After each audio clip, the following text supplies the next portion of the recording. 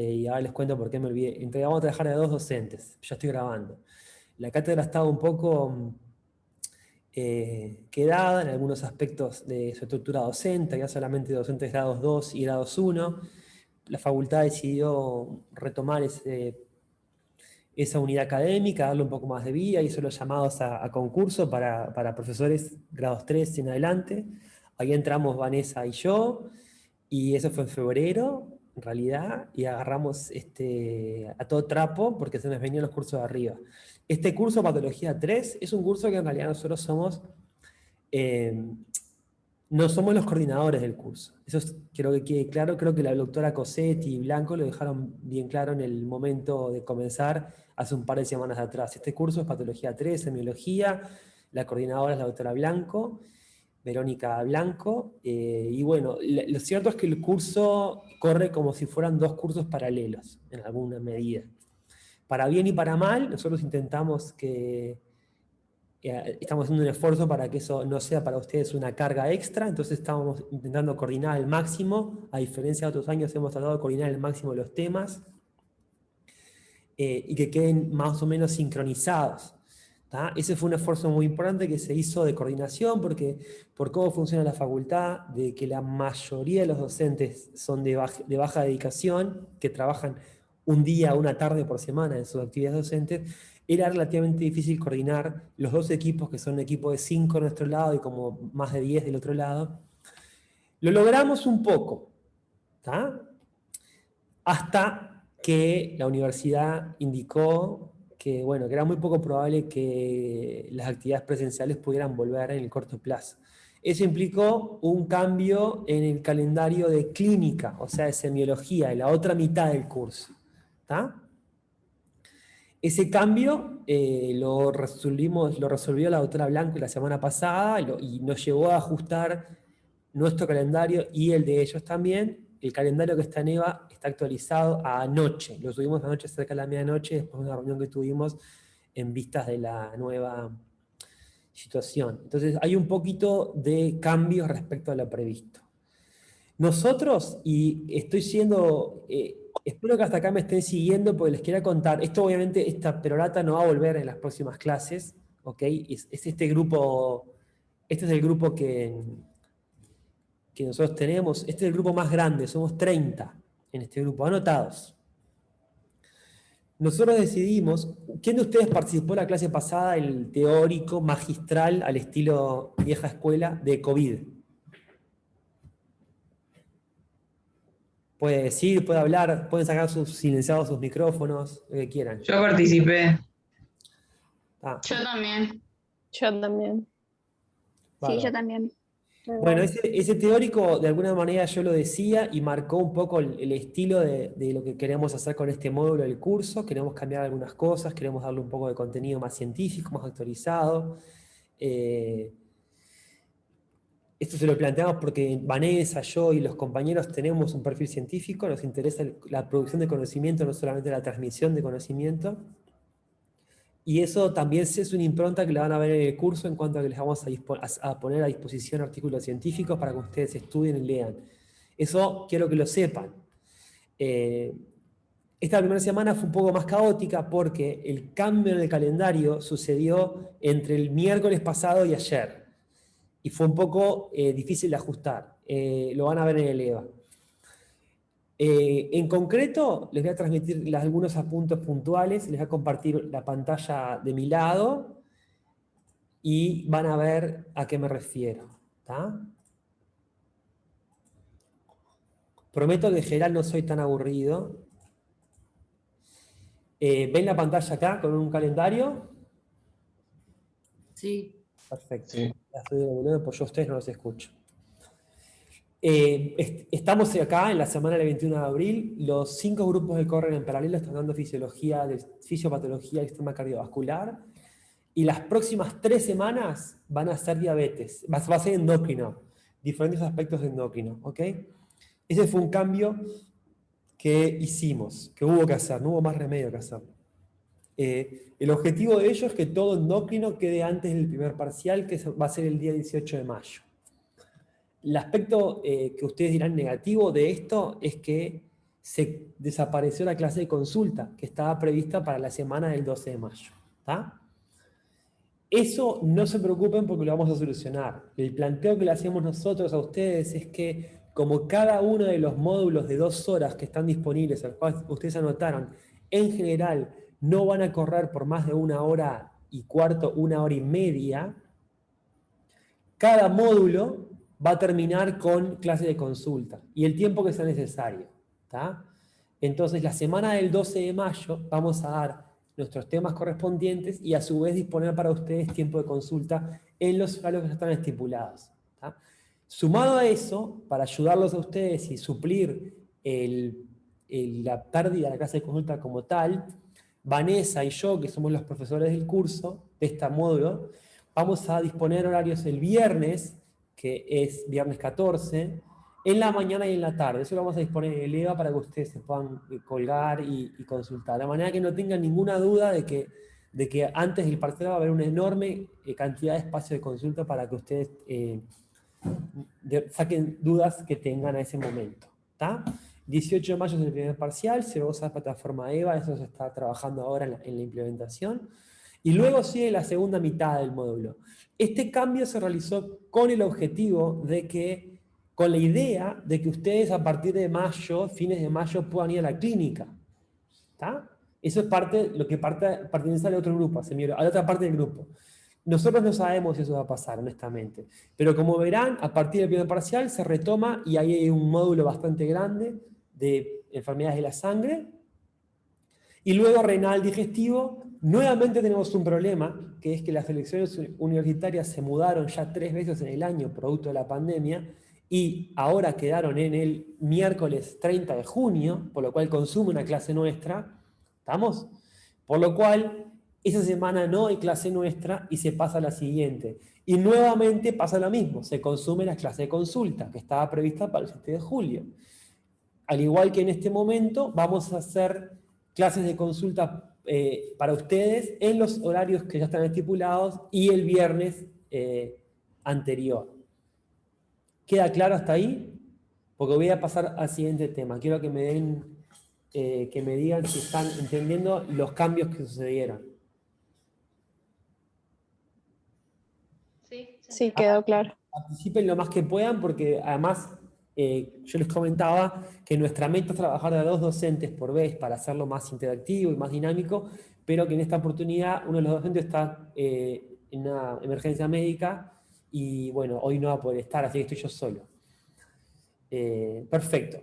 El siguiente aspecto importante a contarles, que es realmente importante porque tiene que ver con cómo va a funcionar este curso, es que lo primero es que el PowerPoint que yo voy a usar hoy y que usamos básicamente todos los que estamos dando clase ahora, en este momento hay otro grupo en paralelo, más tarde hay otro grupo, más tarde hay otro grupo y ayer hubo uno de noche. El PowerPoint que yo voy a usar hoy fue subido al EVA la semana pasada, al igual que material accesorio, artículos científicos, en el caso que usted tenga la curiosidad de leerlo. El mensaje es bien claro. La utilidad de esta clase depende fuertemente de que ustedes tengan dos cosas medianamente previstas o vistas desde antes. Una es que fisiología, ya la vieron, se acuerden un poco, la repasen un poco. Y la segunda es que es ideal que vean el PowerPoint que se colgó en la plataforma EVA antes de la clase. Los artículos científicos vamos a ir trabajando sobre ellos. En esta clase en particular, dado que estoy solo, no lo vamos a hacer, pero el objetivo es que la clase dure unos 45 minutos y usar un resto de tiempo de media hora más para actividades extra un poco más interactivas con ustedes, vinculadas a algún artículo científico que pusimos en la plataforma, discusiones sobre COVID, que es evidentemente una enfermedad sistémica súper interesante y que afecta a todos los órganos, y a su vez consultas de ustedes. La idea es que ustedes participen. Ustedes saben también, comentamos en las 2 oportunidades pasadas, que vamos a usar herramientas de Zoom, como las encuestas, como evaluación continua. Allá tuvimos una pregunta que es respecto a la lista. Las clases de seminarios como esta no son obligatorias y nosotros no pasamos lista. Eso que quede claro. Si alguno no tiene ganas de estar acá, se baja. Está en todo su derecho de irse. Tenemos claramente una lista de inscriptos que nos pasa de Elía. Y en esa base de esa lista esperamos que venga X número de personas a cada grupo. Este grupo, por ejemplo, tenía 30 inscriptos. Fue el grupo que estiramos más porque había mucha demanda por este horario. Los que vengan son bienvenidos. Y el objetivo de esto es para ustedes, en realidad, no es obligatorio. Vamos a usar preguntas a modo de evaluación al final de estos mini teóricos o semi teóricos que damos en estas primeras etapas. Estas preguntas, la verdad que si atienden en clase, si miraban el PowerPoint y se atienden en clase, están sobrados para responderlo. Sobrados para responderlo. Entonces, la principal pregunta que ustedes tienen que hacerse es ¿para qué vengo a clase? Bueno, estas preguntas que hacemos al final de que yo termine de hablar hoy son valiosas para ustedes porque las vamos a usar como evaluación continua. Obviamente, quien no venga no tiene ese componente en su evaluación continua. Entonces, si ustedes vienen y participan y responden, les va a generar necesariamente una mejor chance de tener más nota en la evaluación continua, lo cual sube la calificación final de ustedes. Entonces, aprovechen estas instancias. No tienen que venir si no quieren, no tienen que participar si no quieren. A mí me parece que venir y no participar no tiene sentido, pero no tienen por qué participar si no quieren, pero en la medida de lo posible utilicen las instancias de evaluación que les damos para mejorar su nota. ¿Está claro eso? ¿Hasta ahí? Dejo de compartir. Como verán, ahora vamos a volver al modo pantalla completa. Perfecto. Dejo de compartir esta pantalla. Bueno, dije todos los comentarios. Perdón, sí, último comentario. Son muchos y nunca más van a ser tantos. La clase cardiovascular de Cosetti, que le dio la doctora Cosetti, sucedió la semana pasada. En sí, la clase ya fue grabada el año pasado y fue colgada en EVA. Ustedes la vieron, estimo yo. Son 3 videos de 40 minutos que corresponden al tema cardiovascular desde la óptica de la semiología y de la clínica. Si la vieron, bien, porque nosotros usamos esa información. Si no la vieron, bueno, es una fuente de información importante. Yo tengo un punteo de los temas centrales de la clase de Cosetti y los usé para rearmar lo que yo les quiero contar hoy, de manera que tenga concordancia. Nosotros tenemos que ir un poco atrás de ellos en ese sentido. ¿Se entiende? Para darles a ustedes un mejor, una cosa más continua y más sentida. Dicho esto, nosotros esta semana, ustedes ayer o anteayer, ayer dieron endocrino, empezó endocrino, ¿verdad? ¿Correcto? Nosotros esta semana vamos a colgar al fin de la semana, el viernes probablemente, el PowerPoint de endocrino. Nosotros tenemos 3 sesiones de endocrino. Vamos a colgar el PowerPoint de la primera, que es básicamente diabetes y páncreas, que va a aparecer el viernes de noche, así como algunos artículos científicos que vamos a usar para la clase de miércoles que viene, digámoslo así. ¿Está? Y esta va a ser un poco la dinámica final de cada cosa. Dicho esto, voy a pasar a la presentación de hoy y espero que ustedes estén... como estoy solo, no puedo ver bien los participantes. Voy a hacer una última revisada de los participantes que entraron. Tenemos 20 y pico. Perfecto. Perfecto, tenemos 20 y pico de participantes. Muy bien. A partir de ahora yo no... voy a dejar de ver un poco a ustedes. Quiero parar acá y ver si hay alguna duda, alguna pregunta que me quieran hacer antes de seguir. Acuérdense que al final yo voy a intentar hacer esto en unos 40 minutos y van a ver, la diapositiva ya les va a contar de qué va el tema. Acuérdense que al final lo voy a mandarles unas preguntas aquí por la plataforma Zoom que ustedes pueden responder, les voy a dar unos minutos para que respondan. Y eso es parte de su evaluación y les va a ayudar en la nota. Ténganlo en mente. ¿Alguna duda a este punto? Si se quieren preguntar sobre las introducciones, sobre los cambios, etcétera, estamos todos de acuerdo, estamos en la misma página. Digan sí, digan no, digan nada, hagan algo con la cabeza. Hay manitos levantadas virtuales, algunos deditos para arriba. Muy bien. voy a pasar a la presentación y lo que bueno de esto, ustedes ahora yo no los veo, si se quieren grabar en la cámara, ideal, si no, escuchen por favor. Y lo bueno es que cuando yo le hago la encuesta, si ustedes se fueron a tomar mate a la Rambla y dejan la clama prendida, no se van a enterar. Así que no les conviene hacer eso. Vamos a compartir pantalla nuevamente. Perfecto. ¿Están viendo la pantalla mía grande? Sí, Sí. se ve. Muy bien, bárbaro. Entonces, cuando hablamos, vamos a hablar del sistema cardiovascular. Las diapositivas las preparó una de las colegas del equipo, Matilde, que la verdad que es una profesional experta en el tema, está dando clases en la facultad hace muchísimos años y ha liderado este curso en realidad durante un montón de tiempo y sigue participando muy activamente en preparar materiales para ello. Cada uno de los docentes le ha dado un pequeño twist en función de sus intereses personales, pero el contenido es el mismo y a su vez las diapositivas están generadas de una manera tal que hay un montón de información disponible y no necesariamente vamos a leerles o contarles toda esa información. La información queda para que ustedes la vean, ¿tá? Para que ustedes estudien. Yo, por ejemplo, elegí unas 15 diapos de las cuales voy a hacer un poco de hincapié. De manera de que la clase dure el tiempo que esperamos. Yo me estoy viendo a mí mismo en este momento y algunos de ustedes, las caras de algunos de ustedes y no mucho más. Entonces, cuando hablamos de sistema circulatorio tendemos a pensar en el corazón, que eso es un poco como lo vemos todos. Es un tema histórico de la medicina, que es cierto que el corazón es una bomba fantástica, unos 70 veces por minuto bombea sangre, unas 100.000 veces por día. ¿Tienen idea, para empezar a jugar con números, ¿tienen idea de cuánta sangre mueve el corazón por día? ¿Alguien me tira un número? Vale googlear si son rápidos. Por día no sé, pero por minuto no es como 5 litros. Por día, sí, está bien la cuenta, a grandes rasgos. Por día mueve 6.000 litros más o menos de sangre, el corazón, la bomba.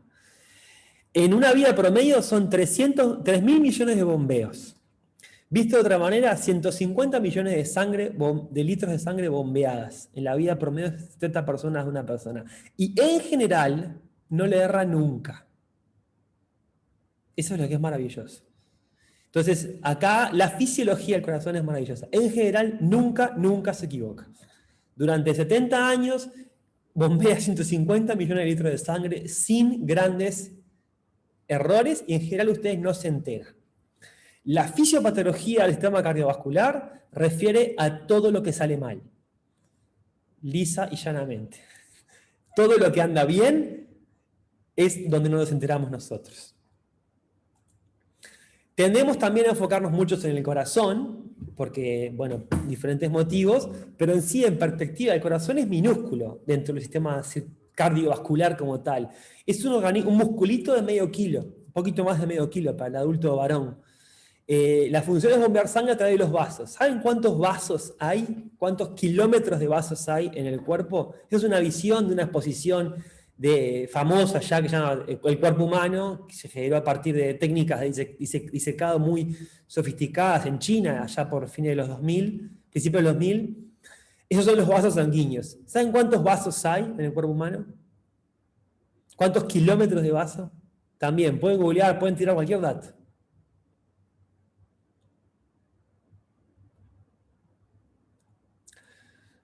Unos 40.000 kilómetros de vasos. ¿Está? Básicamente la circunferencia de la Tierra. Eso quiere decir que el corazón, unos 70 veces por minuto, manda sangre para cubrir 40.000 kilómetros de recorrido. Por adentro de todos los vasos del cuerpo. Y eso sucede sin grandes errores jamás. Ahora bien, como la medicina ha sido históricamente corazón céntrica o central en el corazón, los libros del curso también, este es el índice, ustedes los pueden ver, cardiopatías congénitas, hipertensión arterial, isquemia. Este es el índice de lo que vamos a ver hoy, de los temas que incluye esta clase. Eso no significa que sea el índice de los temas totales que vamos a hablar el día de hoy. Toda la información que está mencionada aquí está en las diapos y está en los libros. Matilde la preparó con esmero y es de calidad y ustedes la pueden leer sin ninguna dificultad. Sobre cardiopatías congénitas, que es el punto 1, en sí no vamos a hablar mucho porque están determinadas genéticamente. Muchas son parte de síndromes, se clasifican en diferentes maneras, y en sí esto pertenece a un terreno escabroso, que es el de los genetistas y los cardiólogos, y en general ustedes en su práctica profesional, la cardiopatía congénita es una característica del paciente y que está siendo atendida por un cardiólogo y no necesariamente tiene que ver con su práctica profesional. Vamos a ver la estructura del corazón, que es muy, muy interesante. El corazón en sí, aquí pueden ver el corazón cerrado, y yo marqué, voy rápido, con el objetivo de cumplir con los tiempos que les mencioné. En sí, no va a haber casi nada que les quede sin que no estén las diapositivas, ¿está? El corazón cerrado, como lo pueden ver allí, en realidad son dos bombas, que eso es lo más importante que quiero que sepan. Una bombea a la parte pulmonar y otra al resto del cuerpo. En sí el corazón nada más lo tendemos a dibujar así, pero está básicamente acostado, apuntando hacia adelante, y todo este paquete de salidas y entradas en realidad está hacia atrás del cuerpo.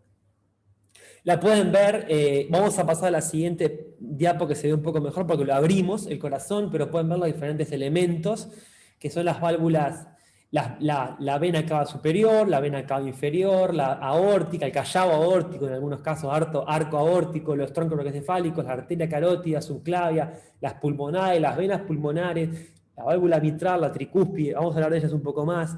Después las valvulitas que están en la aorta y en la pulmonar, que también son distintas. Sobre esto vamos a ir un poquito luego. El ventrículo izquierdo es grande, trabaja sobre el sistema de altas presiones. Es una cavidad de pared gruesa donde las fibras miocárdicas se disponen tanto en forma longitudinal como algunas también en forma circunferencial, de esta manera, en torno al músculo. Y en la contracción, que es la sístole, que es el término que ustedes tienen que saber, se genera un movimiento de torsión que exprime el ventrículo izquierdo. ¿Está? En la diástole, que es la expansión, la distorsión ayuda al llenado por un fenómeno de aspiración. Entonces el corazón tienen que pensarlo, de hecho se puede hacer un corazón sintético simplemente con globos y agua, tiene que pensarlo como dos bombas, que cuando una empuja, sale líquido por las venas, cuando el corazón se dilata en la diástole del otro lado, toma sangre, hay una presión negativa que hace que entre la sangre en el sistema circulatorio. Esto ustedes lo vieron en fisiología, yo no voy a ir sobre estos aspectos. Hay un video que puse aquí, disculpen que creo que no puse compartir el audio, voy a volver, igual el audio está en inglés, no sé si los dejo para que lo vean ustedes, lo dejo para que lo vean ustedes a posteriori. Es un video, lo voy a comenzar, no sé si ustedes llegan a escuchar algo o no. Se escucha, sí. Bueno, vamos directamente a donde yo quiero empezar. Les voy a mostrar unas imágenes que a mí me gustan mucho. Les quiero comentar una cosa. El video, busqué varios, este tiene el audio en inglés. A los efectos prácticos lo podrían escuchar en silencio, que igual funciona muy lindo, porque básicamente les muestra los diferentes, el mecanismo fisiológico del corazón de entrada y de salida. La diástole y la sístole.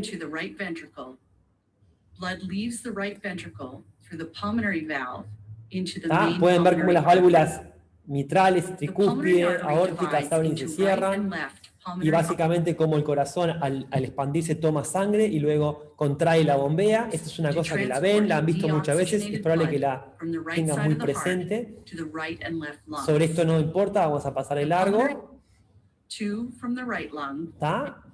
Este es el bombeo hacia las venas pulmonares, que es básicamente dos de cada lado. Esto lo van a poder ver, lo ponemos en el EVA, en las diapositivas del EVA, y es realmente muy, muy didáctico.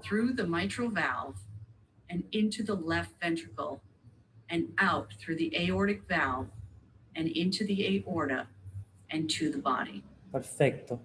Cardiac valves. Ahora vienen las válvulas cardíacas, This picture shows the individual heart valves. que son las 4 que ven ahí, The esas heart 4 valve dientes, openings are protected by que en flaps of realidad a mí me tissue parece, called a mí personalmente me parece fantástico el mecanismo este, es súper elegante, parece increíble, funcione así tantas veces por día. Ven que las válvulas that are estas attached to tienen the papillary como muscles. tapitas que a su vez están agarradas por músculos, al músculo cardíaco, la base del músculo. Papillary Entonces cuando el músculo are se expande, extensions of tironea de la heart tapa de la muscle válvula that para pull the abajo, cusps together and y downward que las válvulas de las venas ventricular son contraction. empujadas por el flujo y As no the pueden pressure el flujo volver porque se increases in the cierran. ventricles, Vamos a hablar de the valves estenosis y de válvula, eso va a volver and the en la papillary parte muscles prevent the posterior. valves from opening.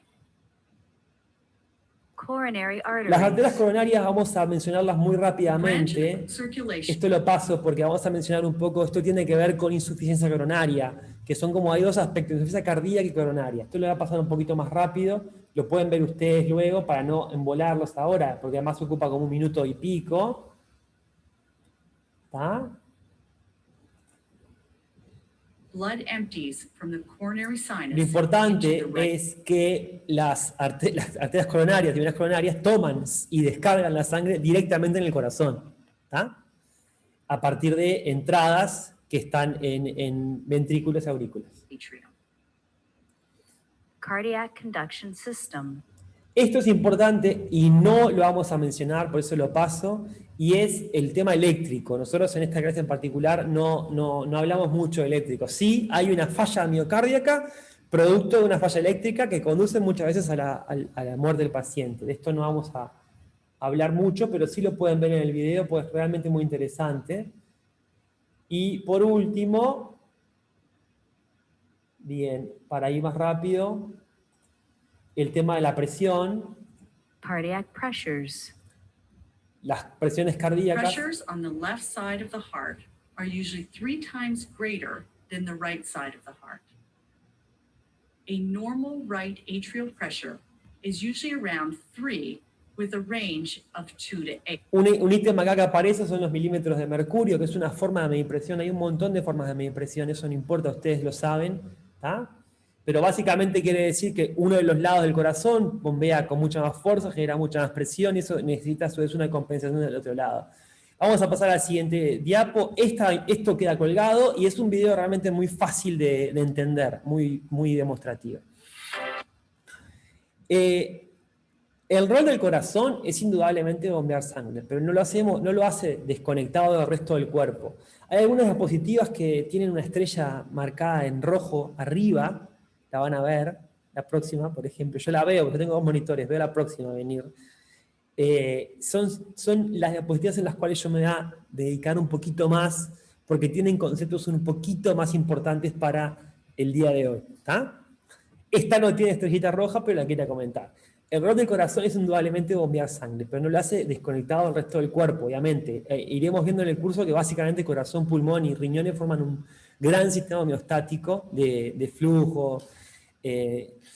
Uno de los temas que no hablamos en esta clase, y vamos a volver muy poquito, mencionarlo muy poquito más adelante en renal, es el tema de los péptidos natriuréticos, que son hormonas que se encuentran en tejidos, pero que principalmente son sintetizadas y almacenadas en el corazón, en los miocitios auriculares y ventriculares.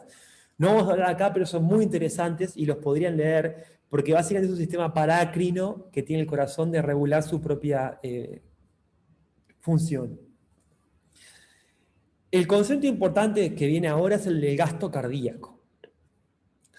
Gasto cardíaco es la cantidad de sangre que bombea el corazón hacia la aorta en cada minuto.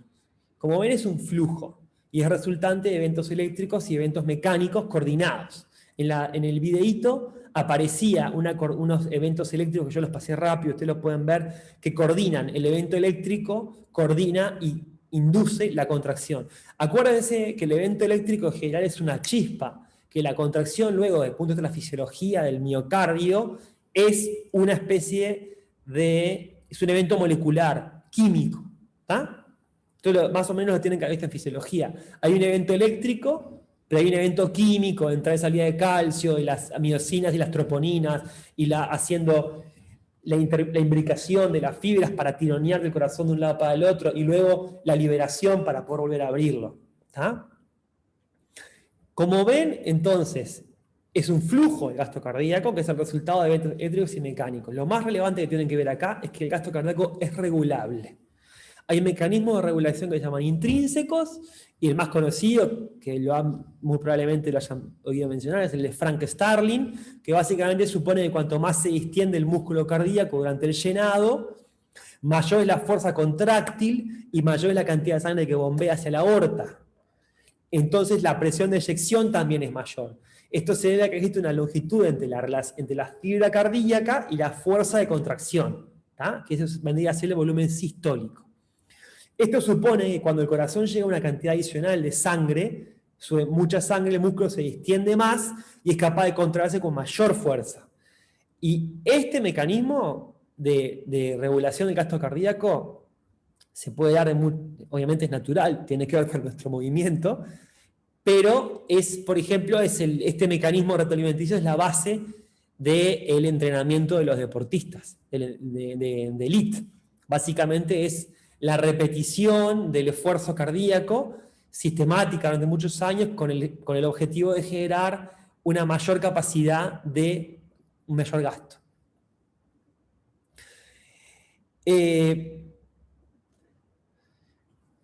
Muy bien. Gasto cardíaco es un concepto importante y en esta diapositiva quedaron planteadas algunos de sus ítems y lo pueden volver a leer y está en los materiales de texto. El siguiente concepto importante es la presión arterial, que lo primero es su definición. Ya vamos a ver un poquito más luego de la hipertensión, pero ahora vamos a definir la presión arterial, que se denomina presión arterial a la fuerza que estoy leyendo lo que dice la diapo, ¿no? A la fuerza que ejerce la sangre contra las paredes de arterias durante su circulación y alcanza un valor máximo durante la sístole ventricular, denominando presión arterial sistólica, y un mínimo durante la diástole ventricular. Esto, si ustedes entienden cómo funciona el corazón, que no es otra cosa que dos bombas, digamos, conectadas a sistemas circulatorios cerrados, tiene su lógica, porque la presión máxima es cuando el corazón empuja la sangre y la presión mínima es cuando desde el otro lado se abre para hacer la entrada de la sangre, porque además hay una presión desde las venas. ¿Está? Hay formas gráficas de visualizar la relación entre presión y otros parámetros del corazón. Acá les planteo algunas. Voy a cargar todas para que queden vistas y ustedes las puedan ver. Estas son como pequeñas ecuaciones, de alguna manera, resumiendo estas ideas de gasto cardíaco y presión, pero la presión como tal, en el sentido físico de la palabra, la presión arterial, es una fuerza que ejerce un flujo contra una resistencia que ejerce el reservorio por el cual se mueve ese flujo. Ese es el concepto más físico de presión. En nuestro caso en particular, la presión arterial es el volumen por minuto del corazón por la resistencia periférica. En realidad hay un montón de biofísica, de fisiología atrás de esto, que nosotros no vamos a entrar, no es nuestro objetivo. Seguramente lo han visto. Luego, en cuanto a la regulación de la presión arterial, para mí era importante acá plantearles esta diapositiva, que si bien es un poco, es bien esquemática, el objetivo es dejárselos planteados. El sistema nervioso autónomo es el principal regulador de la circulación y de la tensión arterial a corto plazo. Latido a latido, digamos, de alguna manera. Ejerce su función mediante diversos reflejos que regulan el tono vasomotor, la frecuencia cardíaca, el gasto cardíaco. Es un tema complejo, tiene que ver con la regulación del simpático y el parasimpático. Pero a grandes rasgos, la estimulación simpática permite aumentar la frecuencia cardíaca, aumenta la fuerza de contracción del corazón y por lo tanto el volumen de los latidos y la presión de expulsión. En condiciones normales, las fibras simpáticas se dirigen al corazón y descargan con una frecuencia lenta. Vamos a hablar un poco rudamente de la fisiología de esto, porque no es una clase ni de anatomía ni de fisiología. ¿Tá? También esto se llama ionotropismo. En realidad la capacidad contráctil del corazón tiene un nombre que es el ionotropismo. El término ese, guárdenselo en la memoria y búsquenlo. Y hay algunos mecanismos que aumentan y otros que disminuyen la presión arterial, ionotropismos positivos y ionotropismos negativos. Eso también está en estos términos en el libro que le recomendamos, si bien algunos autores no los usan estos términos, o sea que lo pueden encontrar así o no. También hay drogas que tienen efectos inotrópicos positivos y, por ejemplo, una muy común en el uso de la práctica ontológica es la adrenalina, que muchas veces está inclusive dentro de los tubos de analgesia. Y es claramente un ionotrópico positivo. La estimulación parasimpática, que también algunos llaman ionotropismo negativo, es la estimulación vagal intensa y fundamentalmente hace que disminuya la frecuencia cardíaca. Eso está en la diapositiva, yo estoy yendo un poco con un texto para que ustedes tengan idea de qué quiere decir esto. ¿Está? Sigamos a la siguiente diapo, que es el control lento de la presión arterial. Y esto, alguien me puede decir, y acá hago mi primera pausa con el objetivo principal de tomar agua, y quiero que ustedes me pregunten, quiero preguntarles a ustedes, ¿quiénes son los actores involucrados en el control lento de la presión arterial? Y alguien me tiene que responder. Estoy seguro que lo saben. La semana pasada hablamos de eso, y está escrito en la pantalla. El riñón, dice ahí. ¿Qué hablamos la semana pasada? ¿Qué sistema presentamos la semana pasada como el regulador máster del COVID? El sistema renina-angiotensina. Exacto, perfecto. El sistema renina-angiotensina es un regulador lento en el sentido de minutos, ¿no? De la presión arterial. Vamos a volver a presentarlo, dado que esto es muy importante, y nuevamente creo que no hay nada más evidente para ver renina-angiotensina, para ver corazón, pulmón, riñón conectados como un gran sistema que esto. La función más conocida es mantener la homeostasis entre el continente del aparato circulatorio, es decir, los vasos, y su contenido, es decir, la sangre, el volumen, y entonces eso está relacionado a la presión. Este sistema es esencial porque está intrínsecamente asociado al gasto cardíaco y a la presión arterial, ¿ok? Para hacer la historia corta, al bajar la presión arterial, el riñón lo sensa como un flujo renal disminuido, lo vamos a ver en renal, secreta renina, que como mencionamos produce secreta renina. La renina es una enzima que corta una prohormona, una angiotensinógena y produce angiotensina 1. La angiotensina 1 en la circulación, en general en la red capilar del pulmón, se produce angiotensina 2 a través de la enzima convertidora de angiotensina. Y la angiotensina 2 tiene un montón de targets, un montón de blancos, dianas moleculares, en músculo, glándulas y riñón, que tienen como final aumentar la presión arterial. ¿Está? Entonces, baja la presión, se desencadena el mecanismo sube la presión.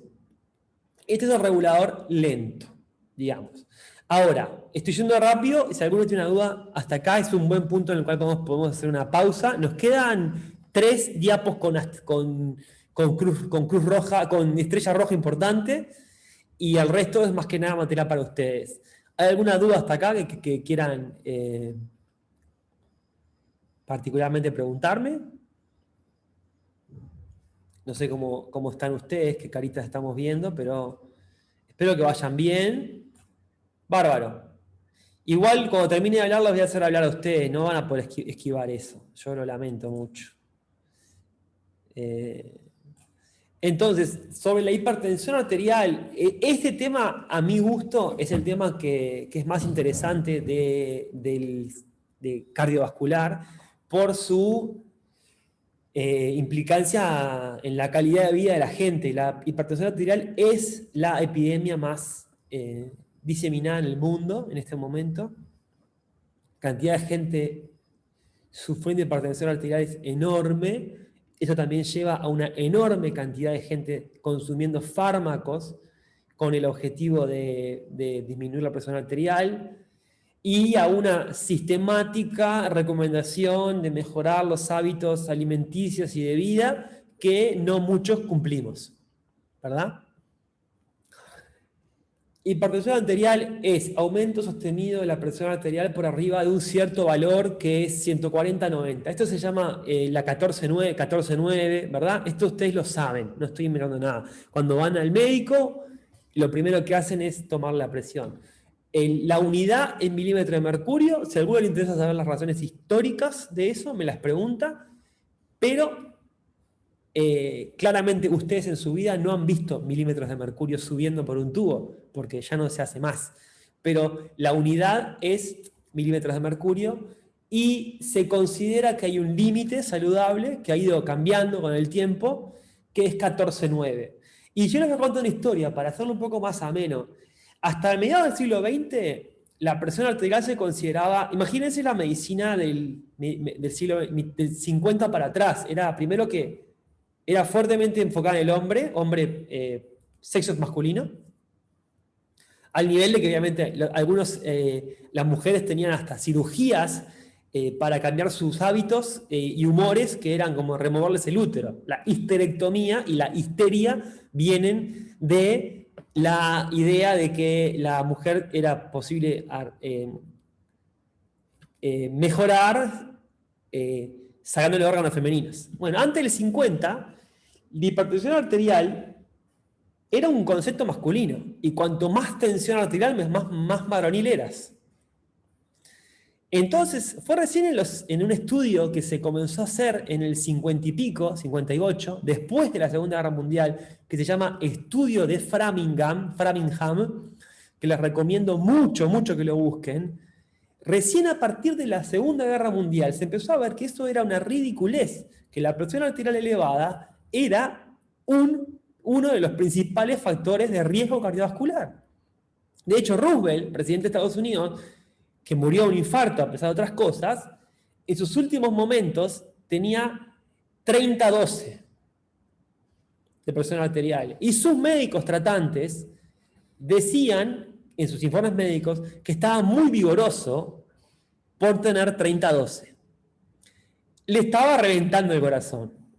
Estaba totalmente ocluido su sistema circulatorio, pero para los médicos 30-12 estaba bien porque lo hacía un hombre vigoroso.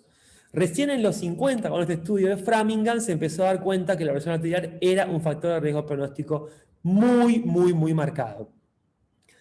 Y, de hecho, los valores considerados saludables han ido cambiando a lo largo del tiempo. Hipertensión, vamos a pasar a la siguiente diapo, que ahí a nivel sistémico, o esta la podemos pasar, pues queda escrito, pero básicamente como rangos. Estos rangos son generales porque también depende del tamaño de la persona, del peso de la persona, del índice de masa corporal, de los hábitos alimenticios, pero a grandes rasgos es normal es 80-12, 8-12, y muy mal es 180-12, 18-12. La mayoría de nosotros estamos entre normal y elevada. ¿Verdad? ¿Están de acuerdo? ¿Algunos se acuerdan su último registro de presión arterial? ¿Me lo puede decir?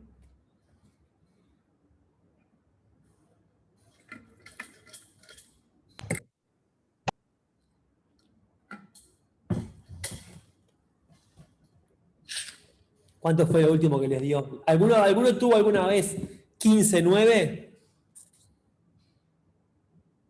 No. ¿No? Lo que pasa es que a veces podés tener 15-9. Eso no es hipertensión, que eso es el concepto importante que Matilde lo puso en las clases, está muy bien explicado. Puede ser que por un motivo, por ejemplo, por estrés, por susto, por pánico, por un accidente de tránsito, por otro motivo tengas una presión arterial en el momento que te la miden muy, muy elevada. Eso no es un cuadro de hipertensión.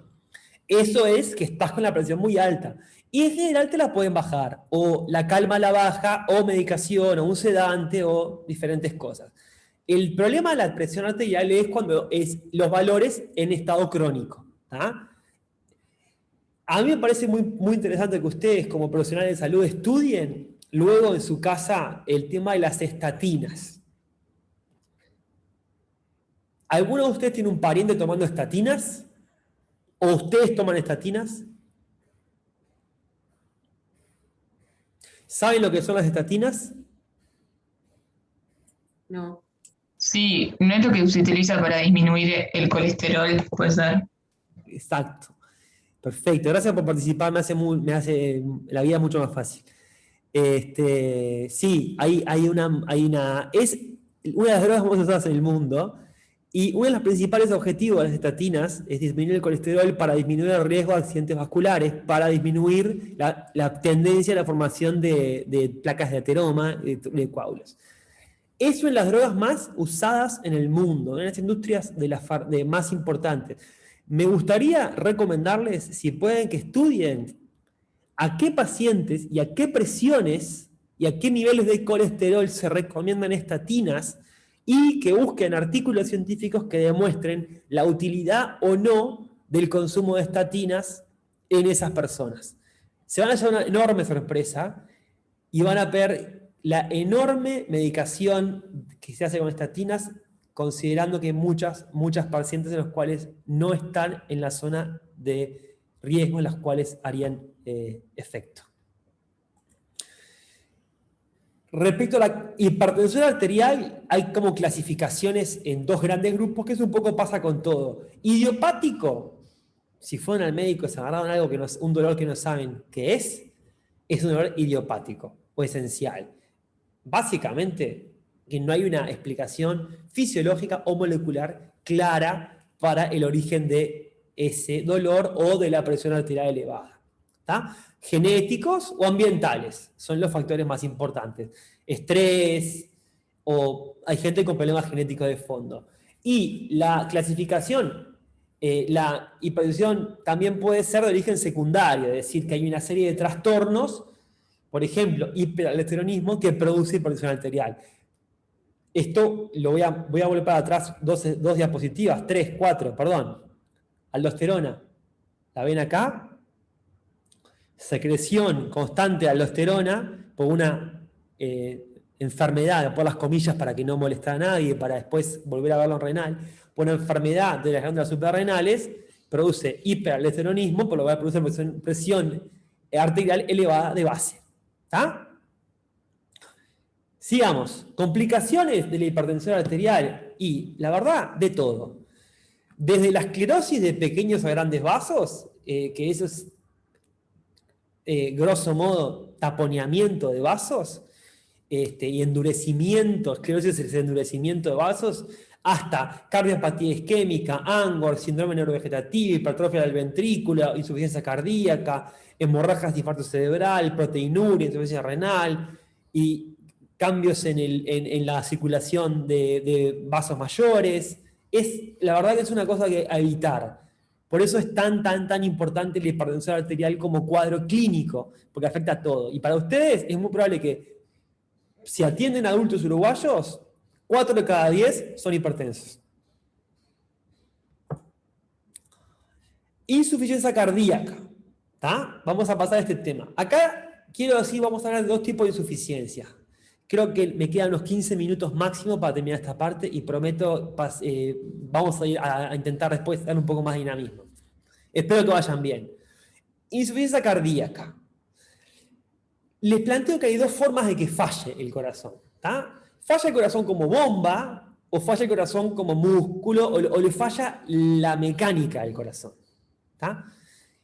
En la insuficiencia cardíaca es la incapacidad del corazón para bombear la suficiente cantidad de sangre para satisfacer las necesidades del organismo.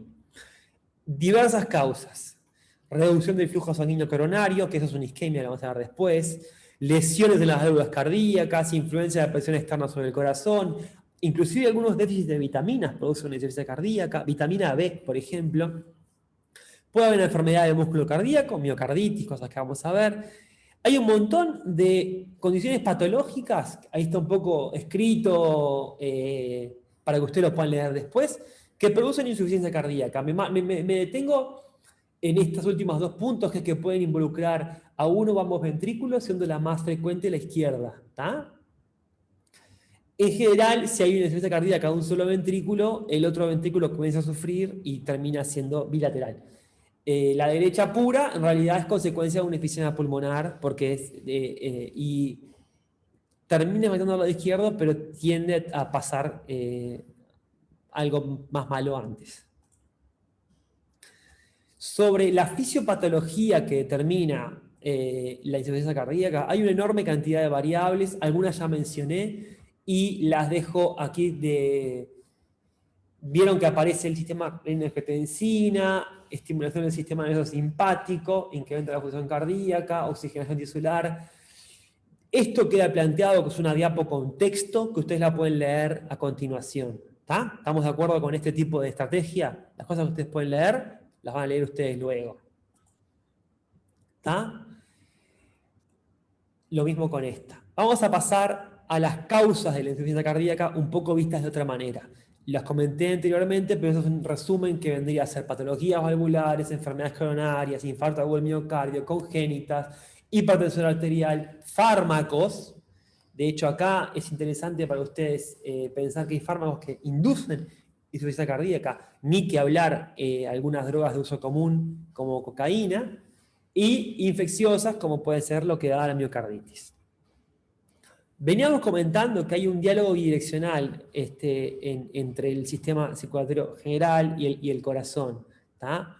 Y una de las... Esta diapo la traje de la clase pasada y viene a colación de que el corazón en sí mismo puede ser objeto también de enfermedades infecciosas, las miocarditis que vamos a mencionar un poquito después. Y esto es una forma de generar insuficiencia cardíaca. ¿Tá? También la insuficiencia cardíaca puede ser generada por un desarreglo hormonal, entre comillas, producto de una inflamación sistémica, por ejemplo, en tormentas de citoquinas. Sobre esto hemos hablado en la clase pasada y están los textos. Sobre la clínica, yo no voy a mencionar, esto ustedes lo van a ver en la clínica, lo queríamos dejar planteado tal cual para que ustedes lo puedan ver en ese contexto. Lo van a ver más en detalle con profesionales con muchísima experiencia en el tema. ¿Tá? Lo mismo con esto en cuanto a cómo se agrupan las insuficiencias cardíacas, si son compensadas, no compensadas, y los estadios. Esto está escrito, ustedes lo van a poder ver y lo van a volver. Les digo esto con énfasis.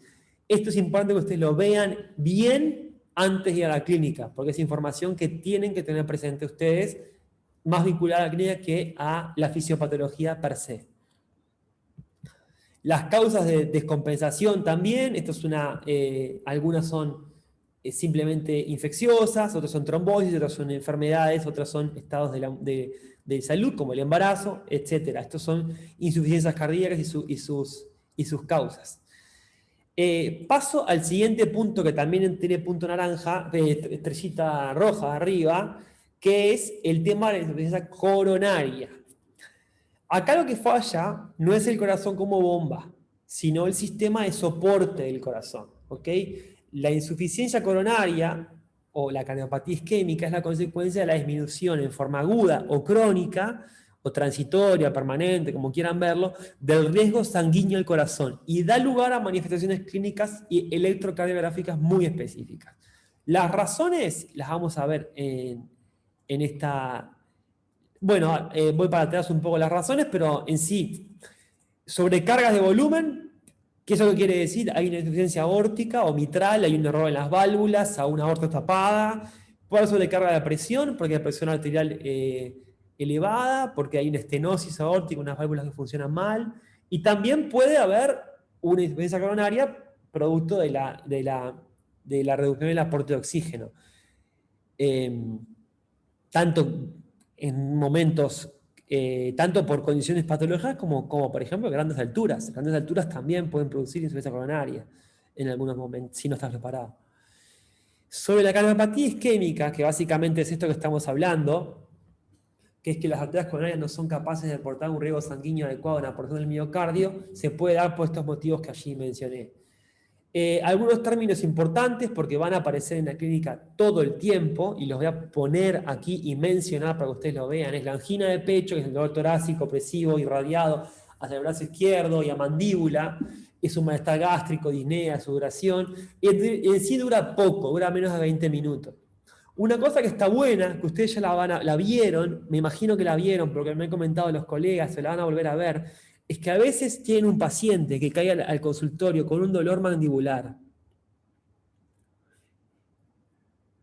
Y en realidad, el dolor maxilofacial, sobre todo el lado izquierdo, muchas veces es un síntoma de una insuficiencia cardíaca, de un problema cardíaco. Entonces, a veces que le hacen el análisis y lo estudian y ven, no veo nada. Y bueno, pero capaz que lo que le pasa no es algo del aparato maxilofacial o hematológico, es una insuficiencia cardíaca. Ténganlo en mente.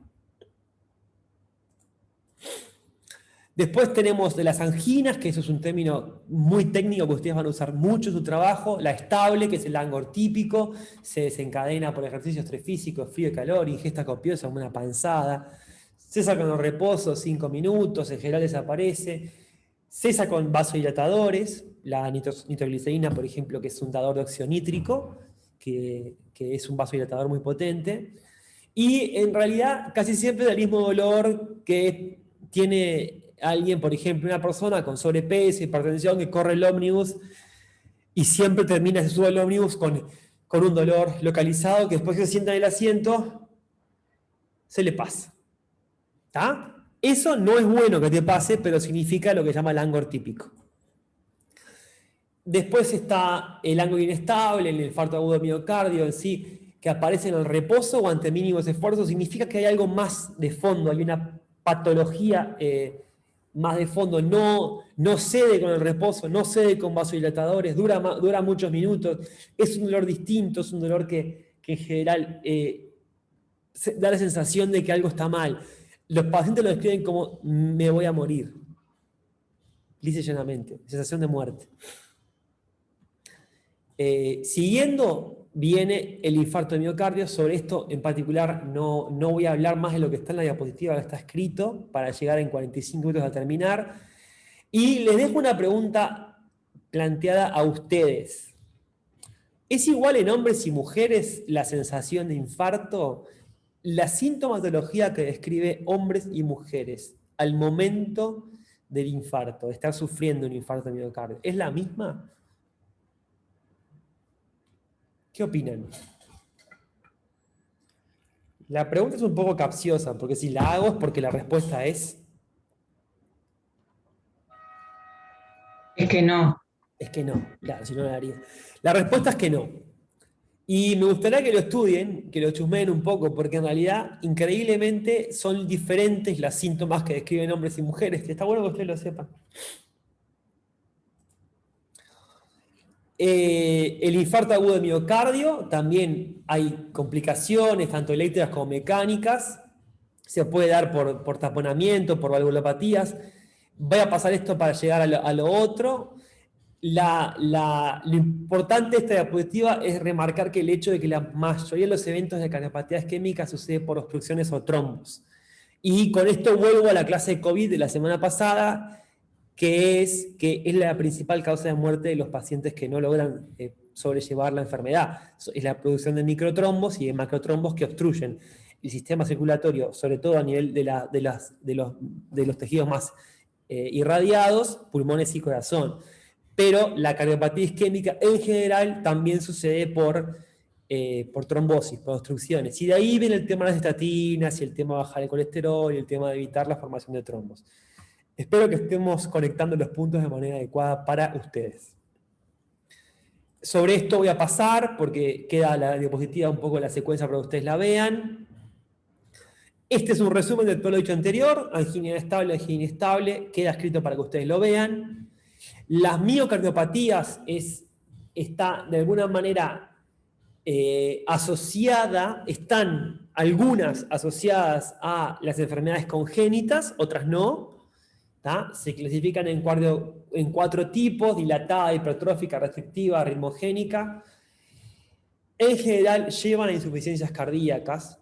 Miocardiopatías es una falla, anomalía estructural y funcional del miocardio en ausencia de enfermedades coronarias, hipertensión, valvulopatías o cardiopatías congénitas.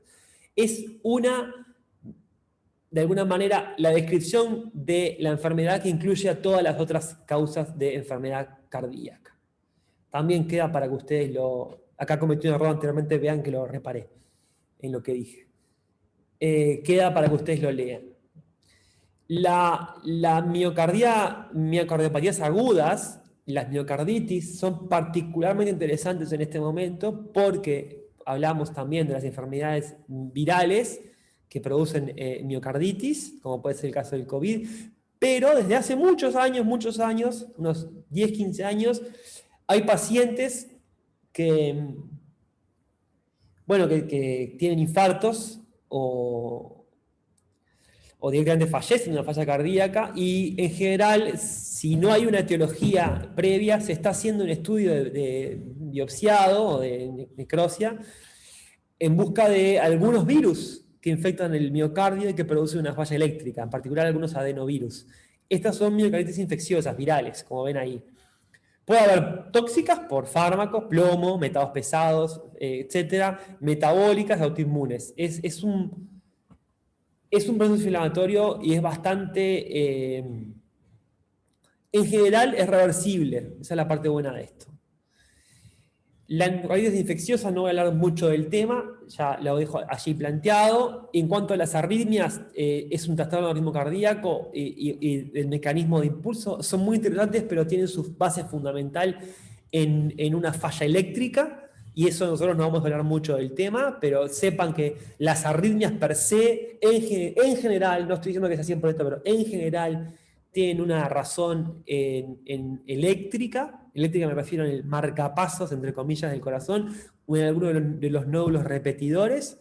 Arritmias, como fisiopatología del corazón, tienden a ser las menos problemáticas de todas. De hecho, si tienen hijos chicos, van a ver que es muy común que los bebitos tengan tipos de arritmia, tienen soplitos, tengan valvulopatías menores, inclusive arritmias, y que muchos adultos tienen algún tipo de arritmia menor en su vida y viven con ello. Respecto a las valvulopatías, acá volví a poner el corazón de una manera distinta. Acá pueden ver, por ejemplo, la entrada que yo mencionaba, la entrada de la coronaria al ventrículo izquierdo. A mí me asombra, siempre me asombró un poco la fisiología del corazón. Aquí pueden ver el ventrículo derecho, el ventrículo izquierdo, las válvulas que las vamos a mencionar ahora, la tricúspide y la aórtica. Recuerden que tricúspide y mitral están atadas al músculo por unos tensores, entre comillas. Si cortamos por la línea punteada, esto se vería así. La tricúspide se llama así porque tiene 3 tapitas, vamos a redondear, y la mitral es una válvula bicúspide, de alguna manera, que una tapa el ventrículo izquierdo y otra tapa el ventrículo derecho. Luego tenemos las aórticas y la pulmonar, que son válvulas de 3 elementos que no tienen sí su anclaje a la pared, pero no tan marcado como estos tendones que tienen las válvulas mitral y aórtica. Las válvulas mitral y aórtica están pensadas en realidad para ceder cuando el músculo se expande, y la pulmonar y la aórtica, perdón, la tricúspide y la mitral están pensadas para ceder cuando el músculo se expande en el momento de llenado, y la pulmonar y la aórtica están pensadas para ceder cuando el músculo se contrae y empuja sangre hacia afuera. ¿Está? Esto queda planteado para ustedes y es realmente maravilloso el sistema este. De hecho, si se piensan, no hemos logrado, de hecho, replicar sistemas hidráulicos tan buenos en las corazones artificiales que se han intentado, siguen sin ser una solución para el trasplante tan eficiente como un corazón humano. No sé si lo tienen presente eso. Hay décadas de estudios sobre corazones artificiales para trasplantar y no funcionan como corazones humanos, porque la mecánica del corazón es maravillosa. Valvulopatías agudas y crónicas, básicamente de nacimiento o que sucedieron después. Y las causas son insuficiencias isquémicas, dilatación, calcificación, lesiones del anillo valvular, endocarditis, fiebre reumática, que esa es una infección muy interesante que en Uruguay desaparece hace un tiempo. Y luego la estenosis, cicatrización post-fiebre reumática, endocarditis infecciosa. Estenosis es endurecimiento en general. Las valvulopatías, aquí está un poco el flujo de diagrama de Venn de lo que mencioné anteriormente. Estenosis valvular es con obstrucción de flujo anterógrado, sobrecarga de la presión sobre el ventrículo derecho, el ventrículo izquierdo para el bombeo. Luego, la insuficiencia valvular con flujo retrógrado, sobrecarga el volumen de bombeo. Y luego, entonces, las valvulopatías terminan generando problemas hemodinámicos que con el paso del tiempo tienden a tener consecuencias sobre el miocardio, sobre el músculo, ya sea por hipertrofia o directamente por una hipertrofia o del músculo o del callado aórtico, una deformación del callado aórtico en algunos casos. Por eso las valvulopatías se operan. Y de hecho se reemplazan las válvulas dañadas o malformadas, tanto por válvulas sintéticas como por válvulas de otro lado, como por válvulas de chancho, que son nuestros parecidos, ¿no? Eso dice. En cuanto a las valvulopatías, esto lo comenté y lo dejo escrito allí para que ustedes puedan verlo luego. Las vasculopatías, que no es valvulopatía, se refiere a enfermedad de los vasos, no vamos a hablar mucho a ella, pero en sí es súper interesante. A mi gusto requeriría una enorme clase sobre endotelio y vasos, porque los vasos per se son en peso y en volumen el 99,99% del sistema circulatorio, sistema cardiovascular, pero sin duda las vasculopatías tienden a afectar en última instancia la función cardíaca. ¿Por qué? O porque se pierde presión en caso de hematomas, hemorragias, o porque los vasos están trancados por trombos y terminan generando microtrombos que van a tapar las coronarias, etc. Perjudican el riego, en última instancia, véanlo como un sistema de cañerías. La insuficiencia coronaria circulatoria aguda, que esto es un poco, lo pusimos aquí para que ustedes lo vean también, es muy poco probable que ustedes en la clínica vean pacientes en estas características, pues es más un tema cardiológico, pero hay como formas agudas de insuficiencia circulatoria, que son el shock y el síncope. La insuficiencia circulatoria consiste en la incapacidad del aparato circulatorio para aportar a los tejidos la cantidad de sangre que es necesaria para su funcionación, para su funcionamiento. Esta situación patológica puede establecerse de forma progresiva. Esto quiere decir durante un paso de un tiempo, ¿ok? Y es el síndrome de insuficiencia cardíaca congestiva. También puede aparecer por un shock, por algún mecanismo de shock, por un problema de que no da el tiempo de compensar. El síncope es un cuadro que se caracteriza por la pérdida brusca de conciencia y de tono muscular. Es el desmayo, de alguna manera. Se recupera rápido y hay una deficiencia ahí, un apagamiento. Los tipos de síncope, el síncope, los quedan anotados ahí, el síncope reflejo, por hipertensión orostática o de origen cardíaco. Sobre esto no vamos a hablar mucho y las diapositivas quedan planteadas para que ustedes las lean, porque obviamente lo que está puesto en las diapositivas son los contenidos de los cuales nosotros luego nos agarramos para evaluarlos en los parciales y en las clases. Eso está, y en los exámenes, está clarísimo, ¿verdad? El shock o colapso circulatorio es un cuadro de inicio agudo por una inadecuada perfusión de los tejidos, hipoxia celular y hiperlaxidemia. Exceso de lactato en sangre, una acidez. Y en realidad se evidencia muy fácilmente porque la sistólica es menor a 90. Es decir, hay una pérdida muy importante de la capacidad del corazón de empujar sangre. Los tipos de shock, también, esto volviendo a... Les pido disculpas porque esta diapositiva que repetía con la anterior hice una adaptación. La voy a corregir antes de subir la clase a Leva. Discúlpenme, esto es lo que comentamos anteriormente, le pido disculpas. En cuanto a la fisiopatología del shock, ¿a qué se debe? Tres tipos de alteraciones. En la macrocirculación, alteraciones hemodinámicas, que por ejemplo, ¿cuál se les ocurre? Puede ser una alteración en la macrocirculación que induzca un shock. Vamos, esta es fácil. Un trombo. Trombo me gusta más para la microcirculación.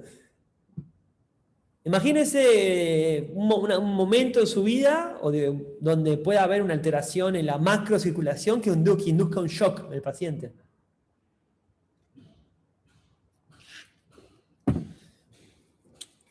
Un traumatismo grave, con pérdida de volemia, por ejemplo. ¿No? Y para terminar, esta es la última diapo que quería comentarles. Espero que hasta acá les haya servido como resumen de los temas que cubre este módulo. La bibliografía ustedes ya la tienen, está a su disposición. Voy a terminar de compartir mi pantalla en este momento y pasamos a la segunda parte de la clase. Estamos en 53 minutos de que empezamos, creo que vamos bastante bien. Así que vamos a pasar a la segunda parte. Paro de compartir pantalla y ahora quiero ver las caras. Si pueden, pongan las cámaras.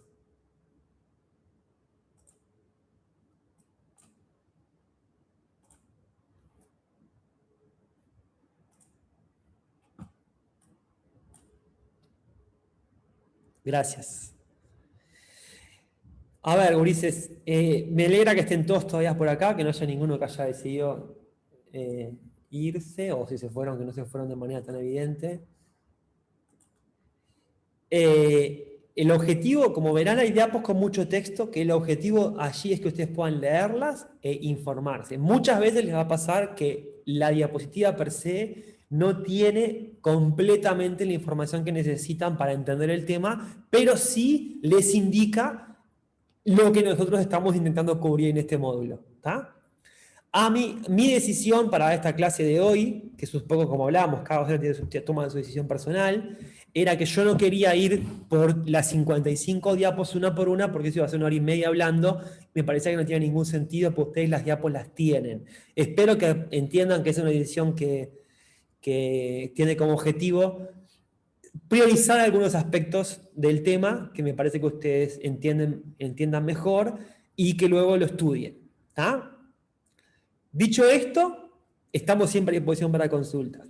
Lo que yo les voy a plantear ahora es 5 preguntas para ver si entendieron algo, si yo logré transmitir los conocimientos adecuadamente, y los que están en la clase y los que están ustedes ahora en clase, si las responden y a su vez responden bien, vamos a tener en cuenta esto para la continua, que lo que a nosotros nos importa mucho transmitirles es que quizá en el pasado les decían, la continua, lo estamos grabando y el registro de ustedes queda con nombre y apellido de qué respondió cada uno, y vamos a tener ese dato en la continua. ¿Tá? Por eso es importante, ninguno hizo nada raro, pero por eso es importante que entren con nombre y apellido. Entonces yo ahora les voy a mandar la encuesta y les voy a dar 5 minutos para que respondan. Son 5 preguntas, cada pregunta tiene 3 o 4 opciones y tienen que responder. ¿Se acuerdan cómo funciona, verdad? ¿Alguno no sabe lo que estoy hablando? En serio, es el momento, no me molesta que me pregunten lo más mínimo. Olvídense del doctor Manta y no sé cuánto, y de esa cosa formal. Olvídense de eso. Interrúmpame y pregúnteme. ¿Alguno no sabe lo que estoy hablando cuando digo las encuestas? ¿Las preguntas? Todos saben. Muy bien. Les voy a mandar ahora el cuestionario y les voy a dar, ¿qué? 5 minutos, ¿les parece? ¿Están prontos? ¿Quieren ir a tomar agua? ¿Quieren descansar unos minutos antes? Yo quiero preguntar algo. Perfecto, me encanta, dale. ¿Quién es? No te veo. Camila. No importa. Ahí te vi. Hola. La encuesta es algo especial que hiciste la clase pasada de COVID porque yo no pude entrar. O es tipo, vas a subir las preguntas, nosotros las respondemos y después las hablamos. Perfecto, bien, gracias por preguntar. Lo que vamos a usar para hacerlo más interactivo y para darles a ustedes que vienen la posibilidad de que su presencia y su asistencia les genere un plus, vamos a usar un sistema de preguntas online a través de Zoom que nos permite a nosotros saber qué respondió cada uno y usar el resultado de eso para ayudarlos en la nota continua. Entonces tú vas a ver ahora que te va a aparecer en tu pantalla preguntas y con opciones para cliquear. Tú lo que tienes que hacer es responder la que te parezca correcta, son 5 preguntas y después darle enviar. A nosotros nos va a llegar el resultado final de eso y a su vez cuando termine la encuesta, bajo un Excel que me dice qué respondió Mengano a cada pregunta. Entonces, a lo largo de las 11 clases que tenemos, vamos a ir sumando esos datos. ¿Está? Y para ustedes va a ser bueno, porque de alguna manera están haciendo valer venir. ¿Está? Y a su vez pueden aprovechar las clases de mejor manera. Vamos a alargar la encuesta. Si hay algún problema, Camila, no te preocupes que vamos a ir viéndolo juntos. ¿Está? Largo la encuesta, les voy a dar 5 minutos y charlamos. Va. ¿Les apareció? Sí, apareció así. Bueno, bárbaro, que se diviertan.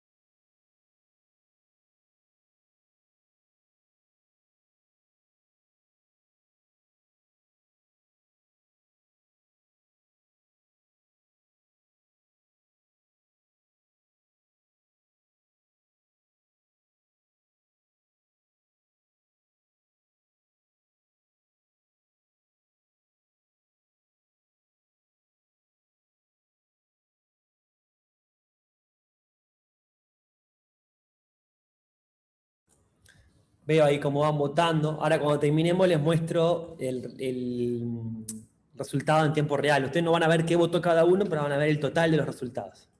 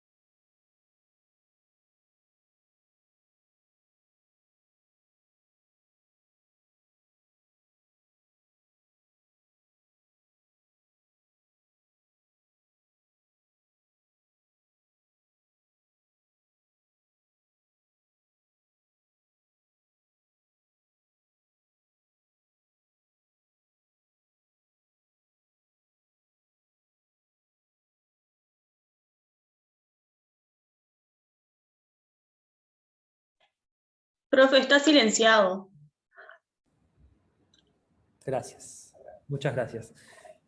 Ya cumplimos los 5 minutos, tenemos 15 votos de 28 participantes, 16 votos, vamos a dejar un minuto más. Mi miedo era que los 14 que faltaban, no veía subir el número de votantes, mi miedo era que estuvieran ahí, pero desaparecidos. Pero no, estamos en 19-28, vamos a dejar unos minutos más, unos segundos más. Hasta ahí está llegando, hasta el número total de participantes. Es muy divertido de ver, ustedes no lo ven, pero yo lo estoy viendo, y es muy divertido cómo veo cómo van votando y todo. Es un sistema muy interesante. Bueno, medio minuto más y terminamos. Y ahora estamos por terminar la clase y me quedan un par de anuncios para ustedes. Y además quiero hablar un poco con ustedes para empezar a romper esta barrera rarísima del Zoom. Nos quedan 11 clases así, chiquilines.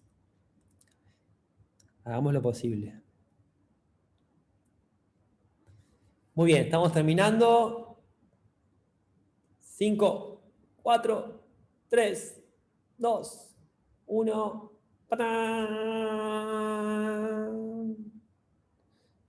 Muy bien. ¿Ven? Les apareció un cartel que dice Sharing Sí. Polling. No sé si lo tienen en español o en inglés, no sé cómo tienen ustedes. Les apareció un cartel que dice que se comparten los resultados de la encuesta Sharing Polling Result. ¿Sí? Sí. Está. Entonces, respondieron 27 de 28 participantes. A la pregunta 1, la mitad de ustedes respondió la opción 1, 39% la opción 2, 7% la opción 3. ¿Alguien me quiere decir cuál es la opción correcta según ustedes? La 2, ¿Por qué? porque me parece que es la definición. Para mí es la primera, porque la 2 no es en la sístole. Había trampa ahí, tal cual. Había trampa. Es la primera. Lamentablemente, yo les voy a contar un secreto. Tómenlo como tal. Lamentablemente, en estas cosas de plataformas y de exámenes y parciales que van a tener online, nosotros tenemos que hacer preguntas y ponerles 4 opciones. Y muchas veces la propia pregunta incluye la respuesta positiva, correcta. Es muy difícil a veces preguntar sin sugerir la respuesta. Por lo cual, en las respuestas se incluyen pequeñas trampas. No para malestar de ustedes y para maltratarlos, sino para obligarlos a leer con cuidado y pensar bien si es sístole o diástole. Así que la respuesta correcta es la primera y la más fácil de todas. ¿Estamos de acuerdo con eso? En la insuficiencia coronaria, la mayoría, la mitad de ustedes respondió la cuarta. ¿Alguien me quiere contar por qué respondió la cuarta?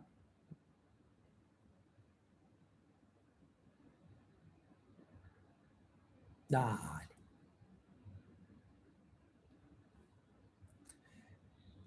Bueno, la parte acá, la parte de... Le digo esto porque los parciales van a funcionar parecido, pero por ahí va. Acá la parte importante era la idea de coronaria, era la parte crítica de la pregunta y no cardíaca. Y es cierto que las venas coronarias se tapan por trombos, por placas de ateroma que se mueven. ¿Está? Si se fijan en la siguiente, cambia cardíaca por coronaria.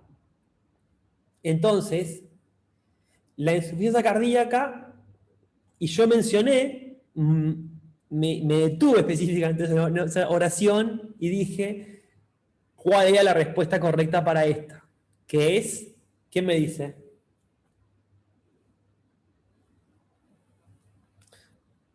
Ustedes ven todo, ¿no? Yo veo solo un pedazo del texto. ¿Ustedes veían todo o veían solo esto?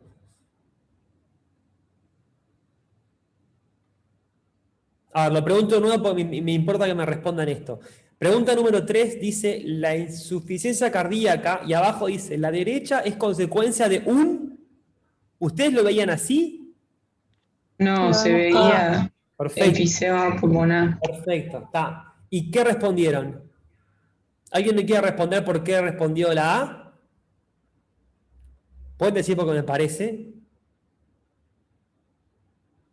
Y porque esa es la opción correcta. O sea, en realidad el lado derecho del corazón es el que está relacionado con la circulación pulmonar. Es menos probable que ocurra a la derecha, por ende las otras estaban mal, que decían que la izquierda es menos probable. Y generalmente la derecha puede ser a causa de una izquierda, dado que el miocardio ventricular es un sinsitio y la circulación tiene sentido, o sea, en completo, es un organismo. Y además es por el enfisema, la otra opción que hay de que sea derecha. Estamos de acuerdo y me pareció inclusive diste la explicación mejor que lo que yo di en la clase, así que te agradezco. Cuando hablamos de valvulopatías, aquí nuevamente, como verán, la respuesta mayoritaria fue la estenosis es la dificultad para abrir la válvula. Y sí, es la respuesta correcta. ¿Tá? Había una que era medio imposible, otra que está. Pero sí. Y esta última, cuando hablamos de insuficiencia cardíaca, de insuficiencia circulatoria aguda, que es el tema de shock, ¿cuál es la respuesta correcta para ustedes? Aquí la mitad respondió que el shock es un cuadro de inicio agudo con hipoxia celular. ¿Tá? Vamos a dejarla por acá y la realidad es, esa es la respuesta correcta. Entonces, en promedio, la mitad de ustedes respondió bien todas las preguntas, algunos seguramente bien, otras y otras mal. Esto es excelente para nosotros, porque nos dice que más o menos estuvieron siguiendo y que hayan hecho el esfuerzo de responder ya es importante. Yo voy a bajar los resultados ahora a una planilla de Excel y de esa manera ya tengo grabado qué respondió cada uno y dejé de compartir y cierro. Entonces, les quiero hacer 2 preguntas antes de terminar la clase. La primera es, ¿entendieron el concepto general de lo que queremos que ustedes miren cuando hablamos de cardiovascular? Espero que sí. las diapos tienen más información de la que yo di y ustedes pueden usar las diapositivas para estudiar. No va a aparecer más que eso. Lo segundo que les quiero preguntar es, ¿les resulta útil las preguntas por Zoom? ¿Les parece algo que les sirve a ustedes? Sí, está bueno. Sí. Ya. Porque en Sí. realidad nosotros no estamos innovando con esto, no lo venían usando otros grupos, otros docentes, y nos parece que una forma de interaccionar un poco más con ustedes y darles a ustedes la posibilidad de tener un premio por venir. ¿Ah? Ese es el principal objetivo de esto. Dicho esto, a mí me hubiese gustado, si éramos dos docentes, yo iba ahora a hablar un poco de COVID y de la fisiopatología cardiovascular del COVID. No nos va a dar el tiempo para no abrumarnos.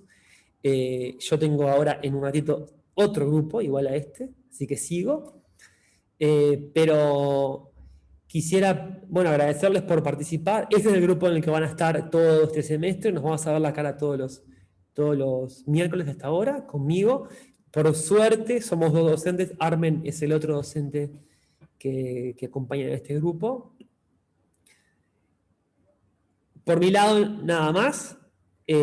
Acuérdense que la semana que viene vamos a ir a ver diabetes, más que nada, que es súper interesante. Y bueno, estoy abierto a preguntas y comentarios de los que quieran. Me pueden decir lo que quieran, es el momento de hablar ahora y después ya, si no, cerramos la sesión. Yo quería preguntar si la miocarditis es por una bacteremia. ¿La perdón? La miocarditis. Sí, puede ser por bacteremia, sí. Pasa que las más comunes son virales. Sí, hay miocarditis por bacteremia, pero no recuerdo, ¿sabes qué? No recuerdo específicamente haber leído un caso. Las más comunes son virales, sí. Hay un tema de que las bacterias en general tienden a... las bacterias que invaden intracelularmente en nosotros, que lleguen al interior de un miocito, tiene que haber pasado un montón de cosas malas antes. Los virus en general son más buenos escondiéndose el sistema inmune. Gracias. De nada.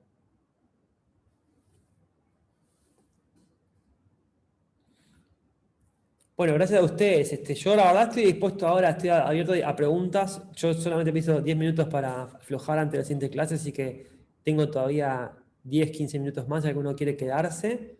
Si no, están invitados a retirarse. Les agradezco mucho por participar y nos vemos en la próximo miércoles a misma hora. Apróntense para endocrina. ¿Está? Chau. Chao. Gracias. Gracias. Dale, gracias.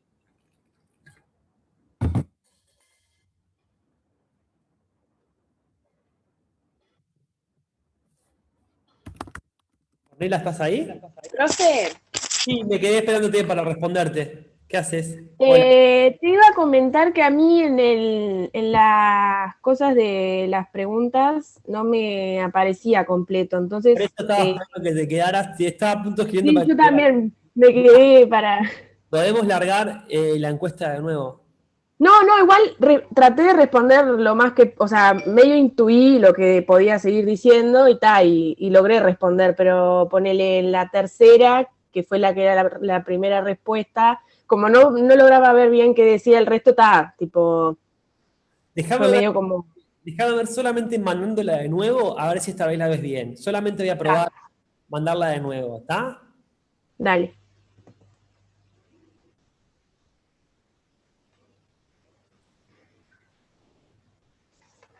No, me sigue apareciendo todo cortado. Qué raro, yo veo bien. A ver, capaz que si logro como, viste, agrandar el cuadrito. Ahí pude.